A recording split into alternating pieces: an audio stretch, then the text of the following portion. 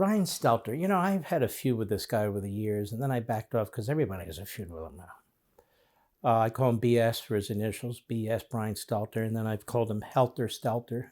But he is really exactly what's wrong with the media today. He's a Democrat hack. He's a stupid guy. He's quite unattractive for television, and that's saying something these days. And yet he has a job. His ratings are falling through the floor, but he's a propagandist for Jeff Motherzucker, who runs CNN. They're all propagandists over there. Jake Tapper made an ass out of himself for the weekend, too, saying, I'm not going to have these Republican spinsters on my show. And then those so-called Republican spinsters were saying, well, wait a minute, you just contacted us yesterday or over the weekend. You apparently did want us over. These people are really pathetic. It's Fredo Cuomo has no ethics whatsoever. D. Levin is a clown. You go right down the list, and CNN's ratings are dying. They really are dying. MSNBC's ratings are down. Fox, just a niche, just a little niche. It's not a big deal. But these other networks really are, without Trump, they really have no reason to exist. They have no reason to exist, period.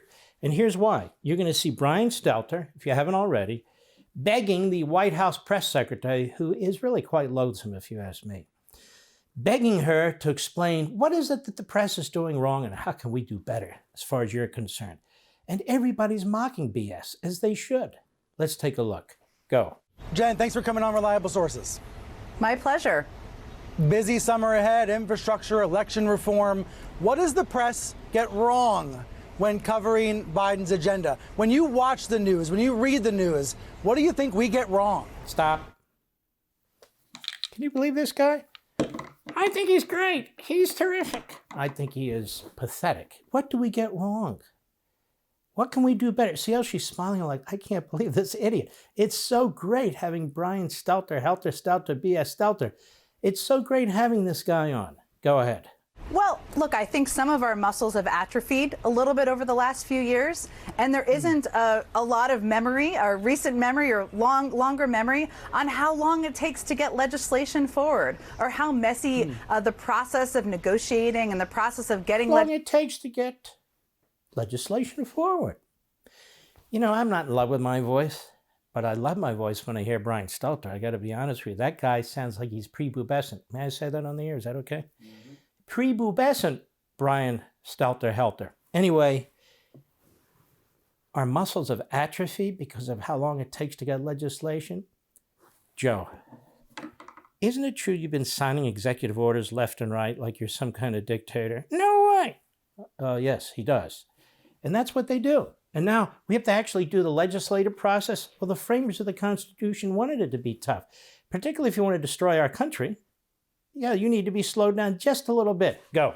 And the process of getting legislation across the finish line can be. So we understand everybody's always looking for a deadline, a timeline, things like that. But at the end of the day, our focus is on getting these bills across the finish line, doing it in a bipartisan way if we can. All right, stop. That is BS. Bipartisan way if they can. There's no evidence of that whatsoever. They're trying to ram everything home if they can. And if they can pick off one or two Republicans, they will. There's nothing bipartisan about this. Go. Certainly recognize that can be messy along the process. So I don't know if that's the press getting it wrong. I'll leave you to the critique of that, Brian. But I think sometimes we forget. Brian's in love. Have you noticed? Brian can't believe he's thinking, God, I have no ratings. I'm this stupid guy. I'm as wide as I am tall. I'm on TV. And she comes on TV and talks to me. Oh, my goodness. He's in love. He can't believe it. Go ahead. Strange the last 4 years were, and when we return to a place where democracy is working, where we're talking with Democrats and Republicans, where we're trying to get... Why is she such a liar? They're talking with Democrats and Republicans? Oh, you mean Jim Crow? That kind of talking with the Democrats and Republicans? And then Joe Biden this weekend says that white supremacy is the greatest national security and every other kind of threat that we face in this country.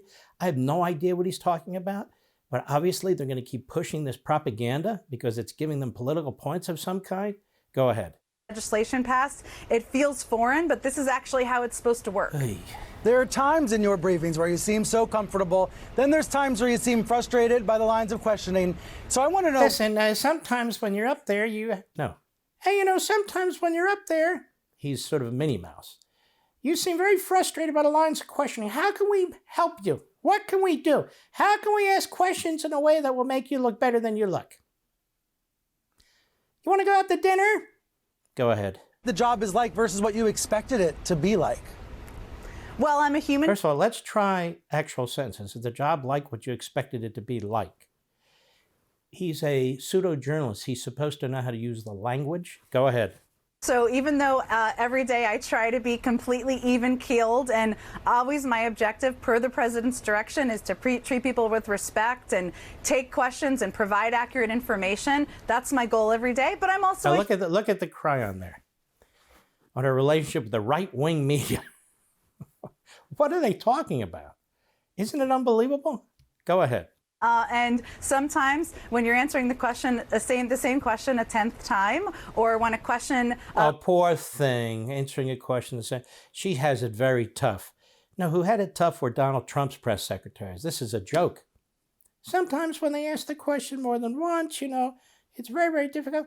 Hey, what can we do to better help you? It's like it's all on 78 RPM or something, whatever that used to be. Go ahead. Likely the things that get under my skin are when a question, the premise of a question is based in inaccurate information, misleading information. That can be frustrating. I try not to show it too much, try not to let people see me sweat too much, but occasionally I have a moment of humanity. Well, so those questions that are based on falsehoods. Now, did you hear that question? Now listen to what she said. Occasionally she has a moment of humanity. Don't we have like a moment of humanity every minute of the day? Aren't we human beings? She's proved, you know, every now and then I have an occasion of a moment. She sounds like you big dummy. Every minute I have a minute every now and then I have a moment of humanity. Well, tell us more. All right, go ahead. Brands like Newsmax, which does sometimes get called on in the briefing room. I know a lot of liberals don't want Fox News to get called on. I think they should be, but I know a lot of liberals, a lot of Democrats don't want it. So why do you call on Fox News and Newsmax? Why do you call on Fox? Yes, why do you call on Fox News and Newsmax? I mean, after all, we've got all these other so-called press people. We're rooting for you. Now, of course, I understand, but I'm talking about liberals. They don't want you to call on them. Why don't you call on all them? Go ahead. Well, Brian, we know there's a lot of different points of view on this, as you just... Wait a minute. Do you see that girl walk behind there? I think she stole some of the dinnerware. I was watching in her purse there from the White House. I don't know this for sure. Go ahead. My point of view, and more importantly, the president's point of view, is that the story is not about... Oh, so we have to have a photo of Peter Doocy because he's from Fox. You see how that works? Peter Doocy. Peter Doocy is enormously respectful. You can see he's a very decent young man. It's not like Jim Acosta, who is grotesque, you know what. Go ahead. Me or a debate with news outlets. The story is about the plans of the administration and what we're trying to project to the American people. And when he pledged to govern for all Americans, that means talking to a range of outlets, liberal, conservative, people who have... Is this a joke? Talking to a range of certain outlets? Take one or two questions from Peter Doocy? Okay, will Joe Biden come on my show? No, he won't come on my show. Will he come on any Fox show? Of course he won't come on any... We're trying to do a range of news outlets. What? From the Trotskyites to the Leninists to the Maoists? Is that it? I think so. For more, sign up for Levin TV.